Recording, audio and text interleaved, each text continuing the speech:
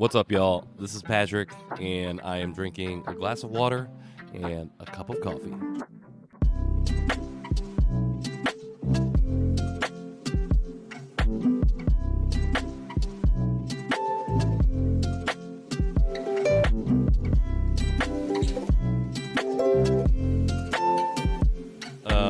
I know I said previously that my coffee choice would eventually be local, and it is not currently that. We are still on Nespresso time, so I'm going to take a little sip of that Nespresso real quick.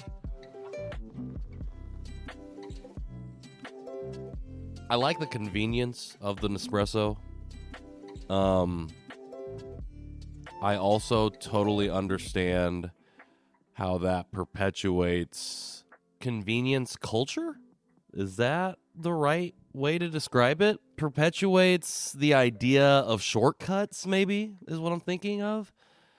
I need to find that single cup pour over. I think I said that in that first episode, but I think that's something I'm interested in doing, and I need to figure that out. I'm not good at getting the right balance in my larger, 10 cup pour over situation that I got.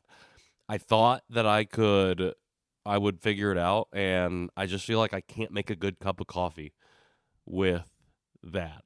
But I feel like I could do a single cup, and then I can just go cup by cup. I don't have to drink all 8 cups or 10 cups or whatever. What am I talking about? I'm talking about coffee because I'm at the kitchen table, and I'm thinking about it now. But I got to do it. If you got single cup pour over recommendations, like the system for doing so, please let me know. Send me a DM, drop it in the comments, throw it in the Substack chat. That would be greatly appreciated. In other news, I was just in Minneapolis this past weekend, and I emceed the inaugural Leadership Summit for Adoptees, Fosters, and Allies, hosted by the Inclusion Initiative. Shout out to Grace Young Foster, the CEO and founder of the Inclusion Initiative, for putting all of this on, creating a platform and community to facilitate something like this, and for inviting me to come in and MC, to also serve as a panelist, to also moderate a panel. One of the takeaways that I had from the summit was around a piece of vocabulary that in hindsight seems really obvious to me now, but I wanted to share because I honestly had never thought about it until I was here. So in the first panel, one of the panelists, Huang Murphy, they are a foster and an adoptee, broke down or gave a really simple, and very obvious, but I think really necessary and foundational piece of vocabulary or language regarding talking about the identity aspect of having been in foster care, and that is to just use the term fosters. And the rationale behind that is that foster is a neutral term.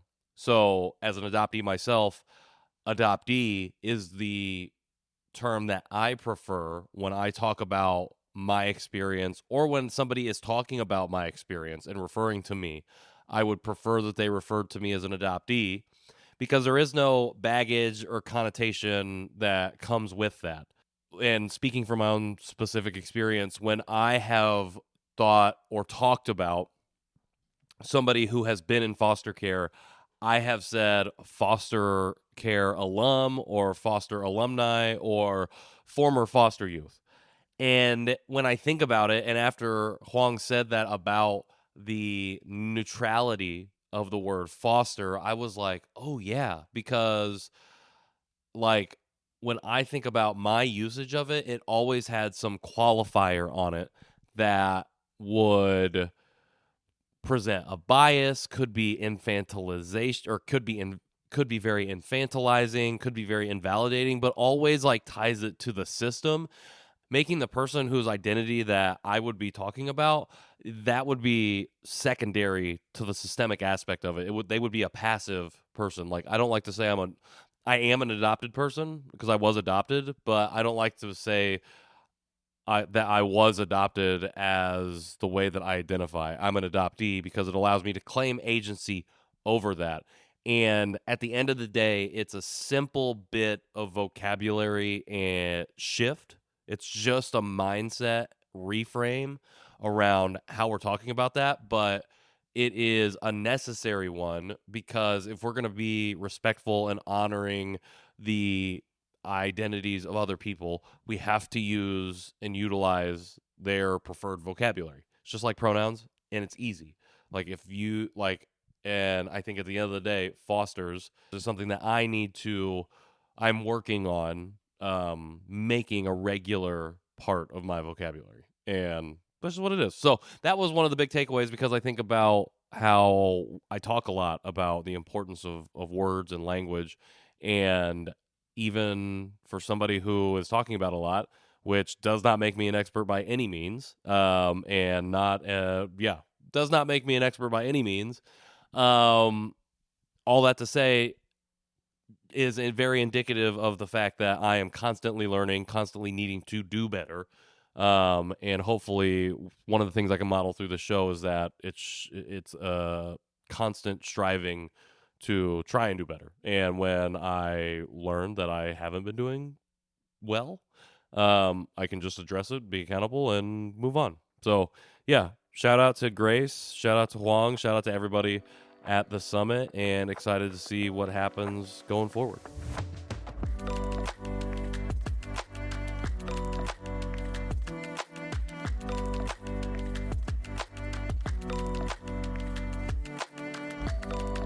What are we here to talk about today? If you saw the title of this episode, you'll know that we're probably talking about adoption. Well, it literally says adoption on the title. A direct quote pulled from a report that we're going to be discussing a little bit, or I'm going to be discussing a little bit. So, background. Earlier this past week, I saw. Well, let's look. I got her account pulled up right now. Let's look. 2 days ago, Tuesday, November 18th, I saw Lisa Woolrim Sherblum, Korean adoptee in the Netherlands, I believe,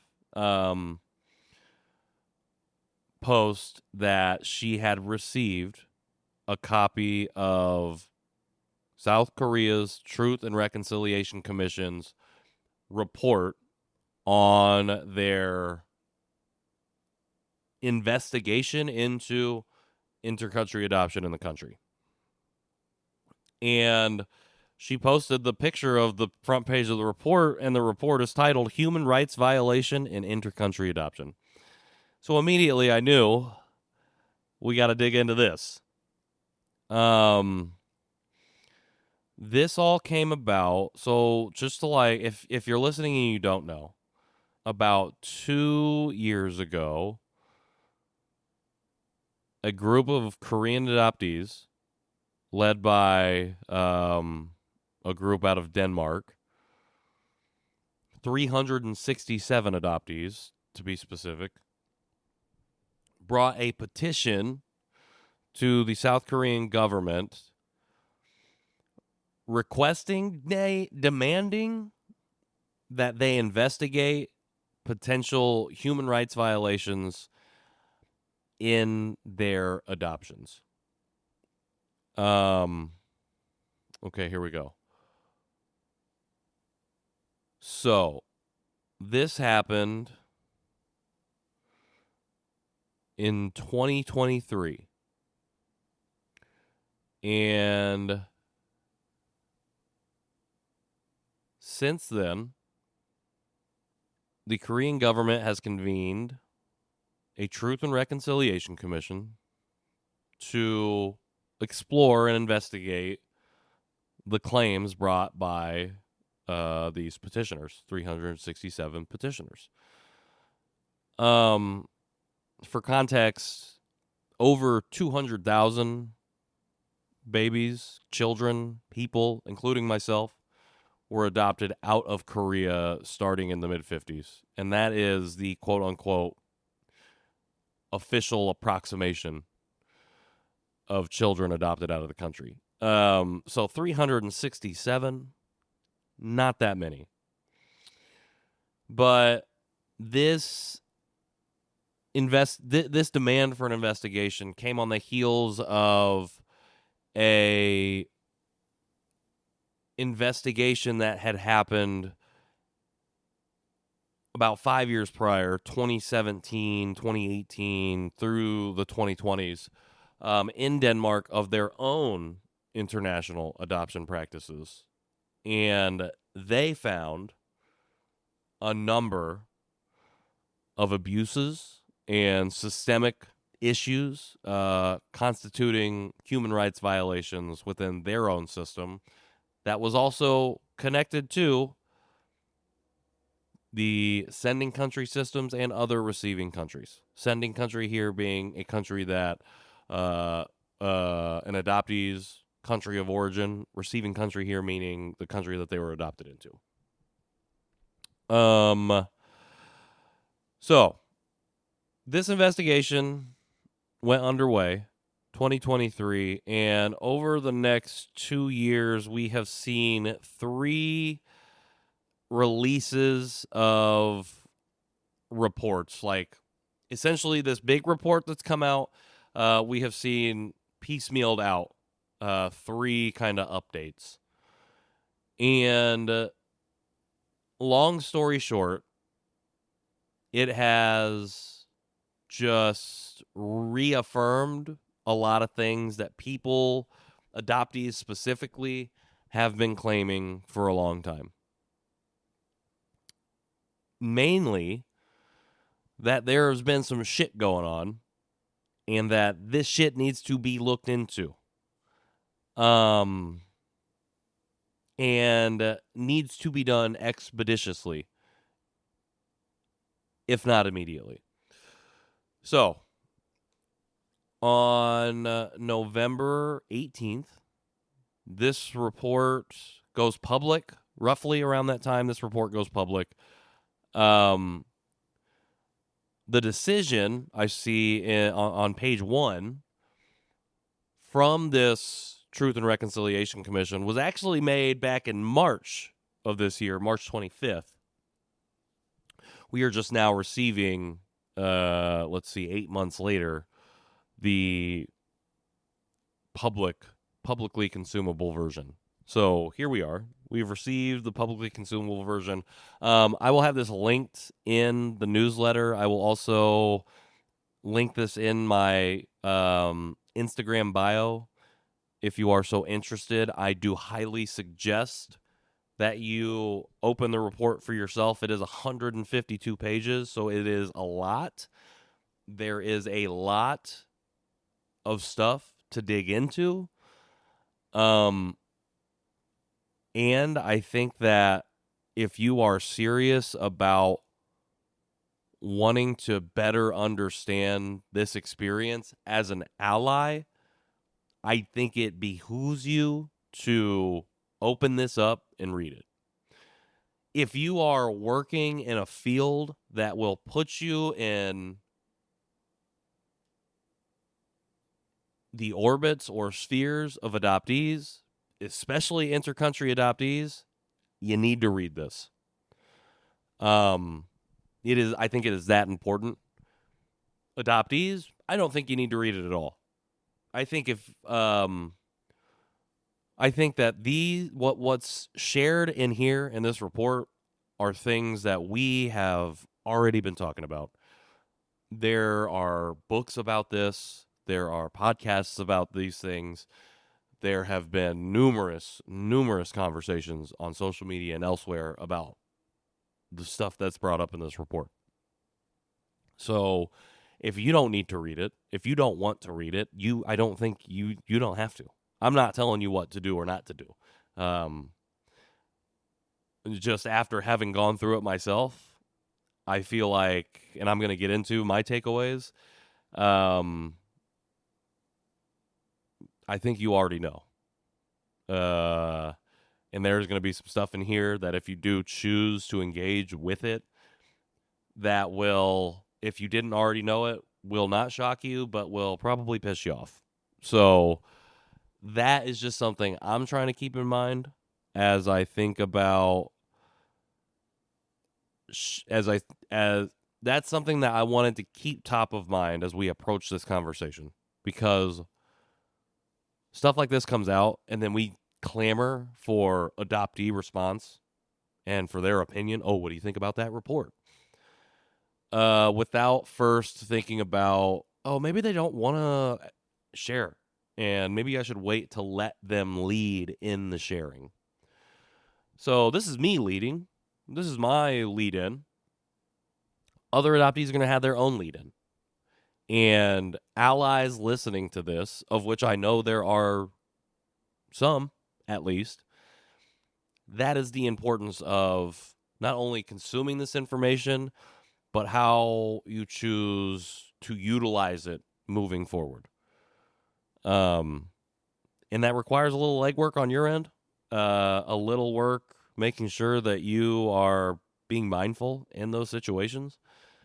It also requires a legwork of just opening this damn thing up and reading it, because it is a lot. But again, I think it's really important. And what I'm gonna do in this episode, is talk about. I'm not gonna go through the whole thing. I'm gonna talk about the findings that they've shared at the end, and then a couple of the recommendations. I'm gonna read the findings and the recommendations that they've shared.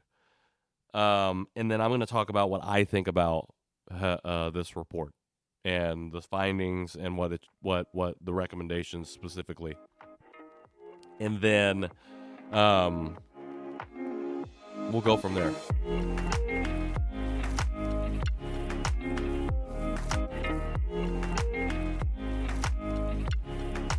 Here we go. Take a little bit of coffee. Drink.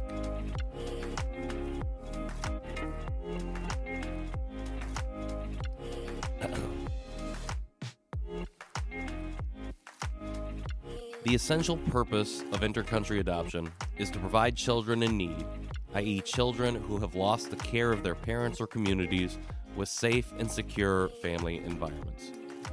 Korea began intercountry adoption with a sense of great urgency in the aftermath of the Korean War to cope with the rise in the number of war orphans, and from the 1960s onward, introduced legal procedures to regulate it. From the 1970s, however, once post-war recovery was complete and the country entered a phase of rapid economic growth, the state scaled back domestic welfare measures such as public relief and institutional care for children in need, while expanding the pool of children sent abroad for adoption. In doing so, it pursued intercountry adoption in ways contrary to the spirit of the UN Convention on the Rights of the Child, which holds that adoption abroad should be considered only when no suitable care is available in the child's country of origin. Through investigation, the Commission has confirmed that the following human rights violations occurred in the course of intercountry adoption from Korea over nearly half a century, beginning in the 1950s. A.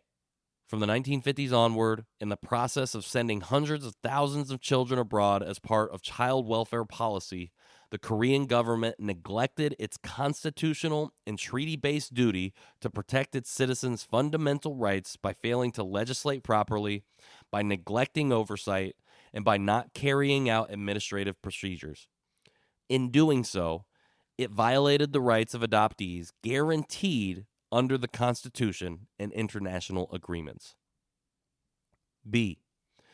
In devising child welfare policies, the Korean government reduced costly domestic measures such as public relief and institutional care, and turned instead to intercountry adoption, passing responsibility onto the private sector. After efforts to encourage domestic adoption faltered in the mid-1970s, the state effectively fostered an environment in which intercountry adoption was promoted. C.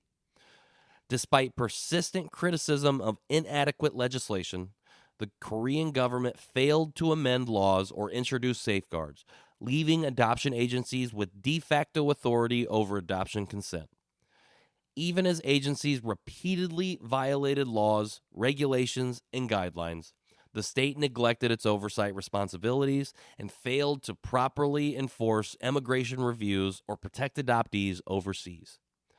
The legislative, executive, and judicial branches collectively pursued policies of large-scale intercountry adoption while chronically mismanaging the problems that arose, thereby exercising state authority unjustly over adoptees for decades. D. Adoption agencies reinvested adoption fees and compulsory donations from adoptive parents into securing more children for adoption. And by the 1980s, with government turning a blind eye, expanded adoption into an industry. Korea came to be criticized internationally as a country exporting children. E. Petitioners in this case were sent abroad through unlawful means that erased or falsified their identities and family information, or were negligently recorded. Even after departure, they were not adequately protected by either the Korean state or the adoption agency serving as their guardians. Their rights to dignity and personal worth, to pursue happiness, to the safeguarding of their best interests as children, to know and be raised by their parents, to a name, and to immediate registration at birth were all violated. F. The Commission recognizes 56 of the petitioners as victims of serious human rights violations in the process of intercountry adoption. All right, recommendations. As the facts of this case have been established, the Commission, in accordance with Article 34 of the Framework Act on Settling the Past for Truth and Reconciliation, makes the following recommendations regarding measures the Korean state must implement. A. The state should acknowledge that by prioritizing the rapid dispatch of children abroad, it abandoned its responsibility to protect them, failed to safeguard their best interests, caused their loss of identity and family ties, violated their survival rights, and obstructed their attempts to find their family roots. It should issue a formal apology to adoptees. B. Considering the economic and social development Korea has achieved over the decades, the state should recognize that sending Korean children into environments of different nationality and race was not in their best interests. In line with the spirit of the UN Convention on the Rights of the Child, Korea must prioritize domestic solutions whenever children in need arise. The state should also guarantee the rights of children who must inevitably be adopted abroad by strengthening child protection systems, and it should promptly ratify the Hague Convention on Protection of Children and Cooperation in respect of intercountry adoption that it signed on May 24th, 2013. C. The Ministry of Health and Welfare and the Ministry of Foreign Affairs should investigate cases in which children were adopted through unlawful means, such as duplicate family registers or identity substitutions, and cases in which adoptees have yet to acquire citizenship in their adoptive countries. The ministries should consider creating a dedicated body to examine such cases and provide remedies. D. The Ministry of the Interior and Safety should correct public records, such as family registers, for people who unlawfully lost their nationality or identity in childhood, where records are missing or inaccurate and the victim of such loss so requests. The ministry should also ensure that overseas adoptees can access such remedies without difficulty. E. The Ministry of Health and Welfare should improve its system so that, in addition to agency files, adoption records include materials from care facilities, counseling centers, medical providers, and local governments that cared for the child before referral to an adoption agency. These records should be actively collected and preserved, and as much accurate information as possible provided to guarantee adoptees their rights to know their origins. F. The state should establish a dedicated organization to provide practical support for restoring relationships between adoptees and their original families, including DNA testing, reunions, and resources for ongoing contact. In addition, the Commission issues the following recommendations to adoption agencies, which, with permission of the Minister of Health and Social Affairs, acted as intermediaries of adoption on behalf of the Korean government. A. Each adoption agency should apologize to adoptees whose rights to identity were violated through invalid consent, falsified records, identity substitution, or poor record keeping, and to those who were adopted by unqualified parents, denied citizenship, or later abandoned. Agencies should also take active measures to help redress these harms. B. Each adoption agency should cooperate fully to ensure that all records they hold on individual adoptees are transferred in their entirety to the National Adoption Archives.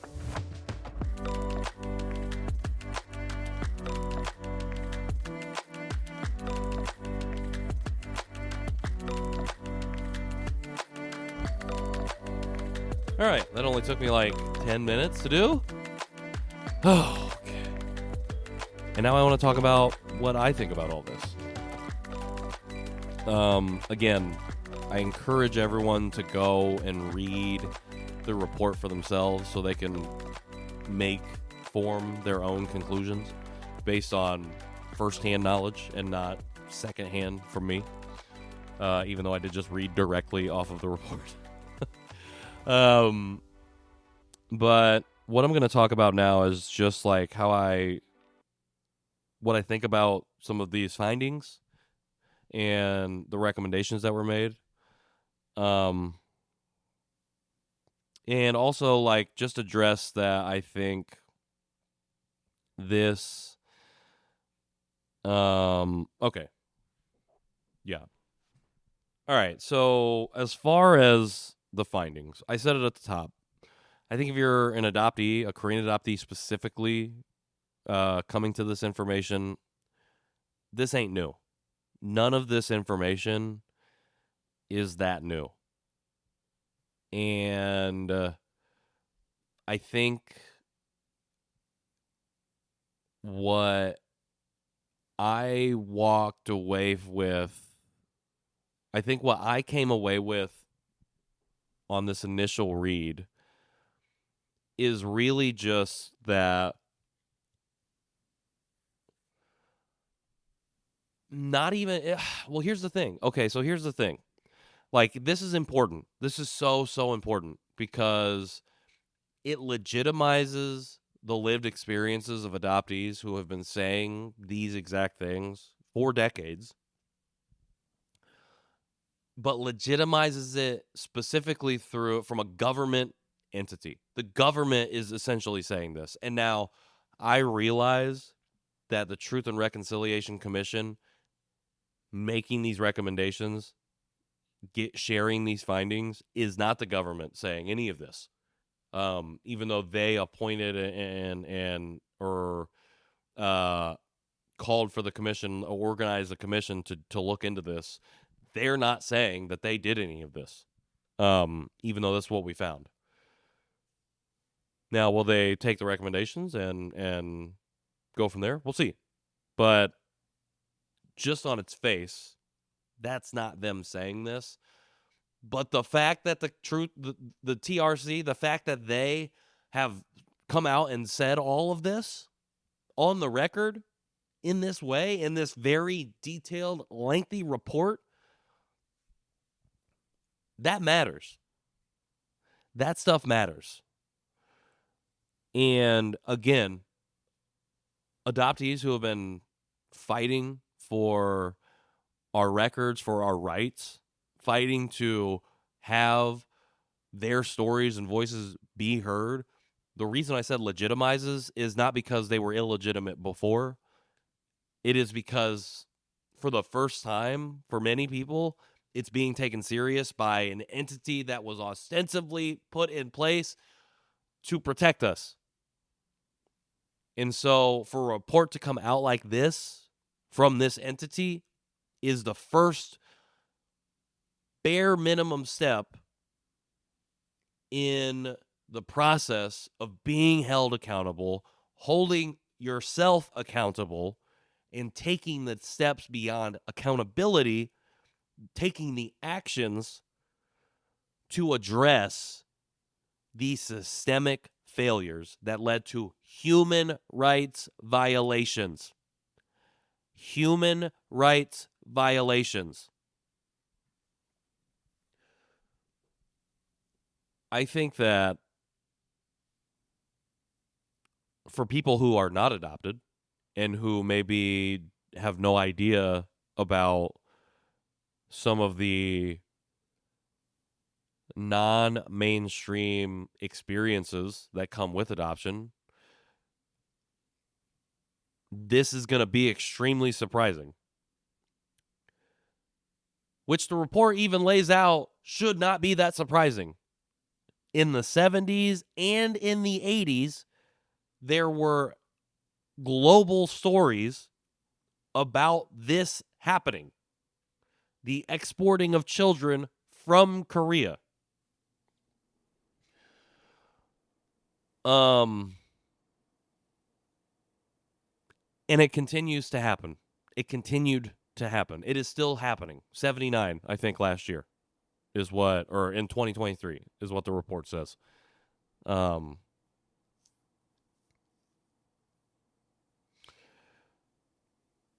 Another thing that I think about, beyond just the general importance and legitimization of a report like this, beyond just the affirmation of things that we've been saying for a long time, is a further affirmation of this is a for-profit industry. One of the things I would have liked to have seen more of would have been a deeper dive into the dollars and cents of it all. Not a lot of time in this report spent on that particular fact. But in the footnote, they even talk about, or in one of the footnotes, they talk about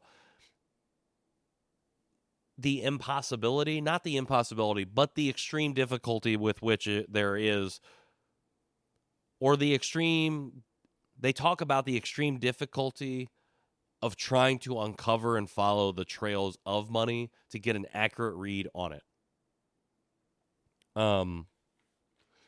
I think the thing that I saw, one of the stats that I saw was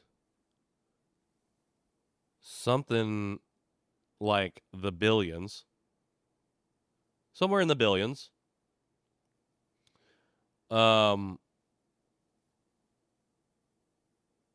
Okay, here we go. 1988, U.S. weekly magazine Progressive reports that Korea was earning tens of millions of dollars annually through intercountry adoption. And I would venture to say that that's an undersell. It's an undercount of what was being generated. And so I appreciate that affirmation, because like this is something that's been talked about by especially adoptees who work in scholarship and in deep research. Amanda Baden, Kim McKee, Jaeron Kim. I'm thinking of them and their work and their spotlight on, again, this industry that exists to not only facilitate a supply and demand of children going to white families in the United States and other places, but an industry that would help to facilitate in 50 years, less than 50 years. Think about it. In the mid 50s, Korea was a literal war zone. What people talk about Indianapolis downtown, that was Korea. There was a war happening in Korea. Out of the war in Korea was birthed international adoption. In 1988, South Korea hosted the Winter Olympics, or one of the Olympics. I think it was the Winter Olympics.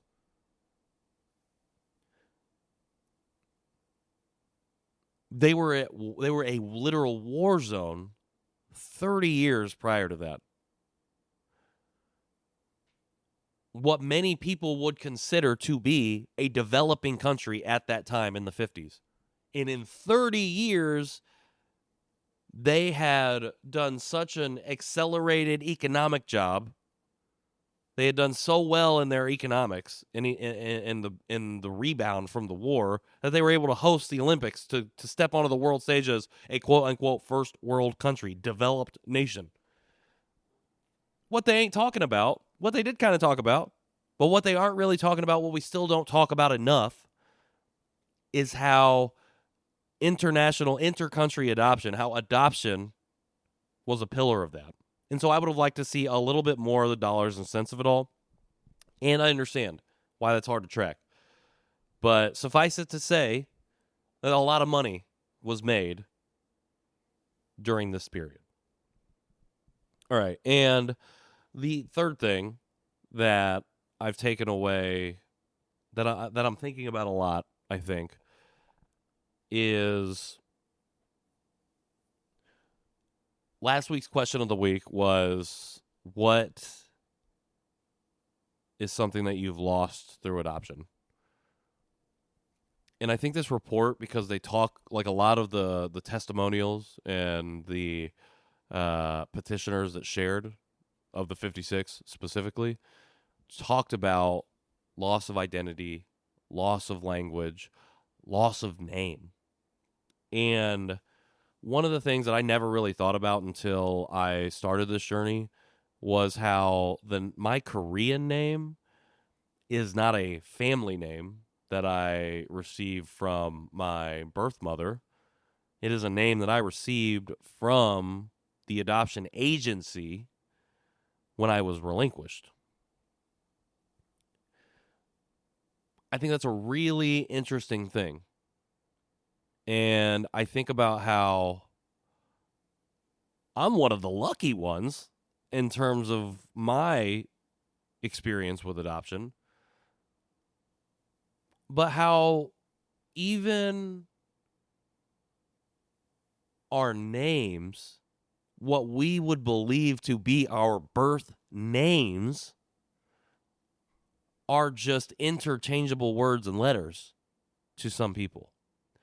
And I think when I was thinking about this, I was like, okay, I can hear somebody saying, well, you can choose your own name. Like, you get to choose. And I understand that, and I agree. And I think that there is something fundamentally fucked up about the idea that when I was born, I was not the recipient of my family's name. I was recipient of a random name generated by the state or the adoption agency, some private entity. I think that's messed up. And I think that's something that we don't think about a lot when we think about what we lose in this experience. All right. I've been going for a long time, so this episode is going to be interesting when I chop it down. But I want to touch on the recommendations really quickly, because some of this stuff I would be very surprised were they to actually follow through and enact it. Like, I think there's going to be some performative. Yes, we'll absolutely ratify the Hague. We will absolutely issue these apologies. But I call it performative because I need to see the action after the performance. Your words don't hold a lot of weight, can't carry much water, because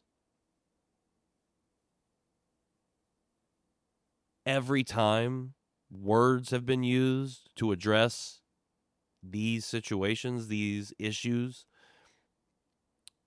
they have been taken and set aside in favor of the perpetuation of significant harm. So if we are going to see these apologies issued by the state, by the adoption agencies, if we're going to see the Hague ratified by South Korea, if we're going to see these processes of records share, records preservation, DNA testing, reunion resources, if we're going to see that, I need to see it over a period of time. And again, that doesn't necessarily mean it's going to take 300 years, because we've seen that a lot can happen in 30 years. What I need to see in any uncertain amount of time is these words turning into action. I need to see the action, and I need to see that action continued. That is the only way that any of this, as legitimate and credible as it now has become, because it comes in the form of this report, issued by, ostensibly, the government itself, if we don't see those actions continued in perpetuity, then we're not any further along than we were before 367 people said we need to look into this. And that's a fact.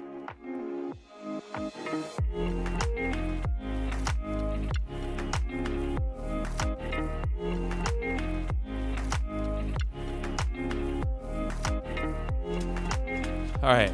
Woo! All right. Fired up about that one. I ain't even have a guest today. Fired up about that. Okay. Table notes. Again, can't stress enough. Go check out the report. Check it out here in the newsletter. Check it out in my bio. Head to Lisa's profile. She's got it linked in her link tree.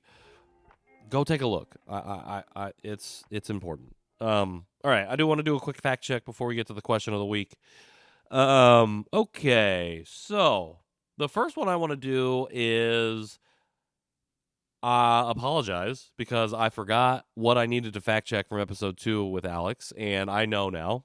I did a little fact check for episode 3 at the beginning of this episode, so I'm not going to go into that. But for episode 2, I know what I need to fact check. So they're less of a fact check and more of a fact share. I had mentioned the titles of the films. I had mentioned not knowing the titles of the films for the shorts presentation at the film fest, and so I just wanted to read off the films and their creators really quickly just to share that list. You can go to adopteefilmfest.com and check that out for yourself as well. But the films that were part of the shorts presentation this year, the film selections, the short selections were In Translation by Erica Lau, Mary Meets Grace by Farrell Amadeus, One of My Own by Annalise Song, The Goldfish by Ashley Page Brim, Yellow Balloon by Summer Liu, and What Remains by Elizabeth Berkman. Fantastic. Again, Yellow Balloon, I said, was one that really was really the one that really stuck into my mind. One of My Own as well. Very, very impactful one that stuck out. All of them, honestly, were really incredible. So those are your short films. Go check that out, adopteefilmfest.com. You can still get a ticket and pull up on the virtual screenings. Those will be available for the rest of the year. So make sure, or for the next calendar year. So make sure you check that out. That's a great way to support our community. The other fact check is I was not sure where Caveat, the comedy club that the film fest was hosted at, was located in New York City. I said that I thought it was the Lower East Side, but I wasn't sure. Turns out I was right. Ding, ding, ding. Didn't need to check it. More of a fact affirmation, which seems to be what this episode is all about, affirming things that we already are aware of. But that's your fact check for this week. Two things that were just needed some affirmation, and we put that affirmation on it. So other than that, I have the question of the week, and then we're going to get out of here. Excited about the next episode that's coming out. Actually, I don't know what that is, but the episode that's coming out after that is going to be super fire. I know that for sure. The episode before that, sandwiched in between these two, also going to be good. No doubt about it. All I actually didn't have anybody submit any questions, so I am going to pose a question that I am whipping up right now. All right, the question of the week. So, what I would love, again, just to quickly reiterate, what I would love for the question of the week is for people to submit something. I would love to unpack that question in the following episode. But would love for people, if they're not submitting questions to be answered, would love for them to submit questions that or submit answers to the questions that get posed at the end of every episode. So you can check out the Substack chat for that. Check out Instagram. You can see where those get posted and tap in. Would love to hear your answers. Might even share it on the show. Who knows? Anyways, the question of the week, taking us into episode 5, is if you could have any fictional character as a best friend, who would it be? If you could have any fictional character as a best friend, who would it be and why? Double up. I did all the recording and editing and all that on this episode. Pulled music and sound effects from Pixabay. Shout out to Eat Opti Film Fest. Shout out to Lisa Woolrim Sherblum for being an incredible voice and steward of our community. And shout out to y'all for tapping in. Appreciate you, and I'll see you next week.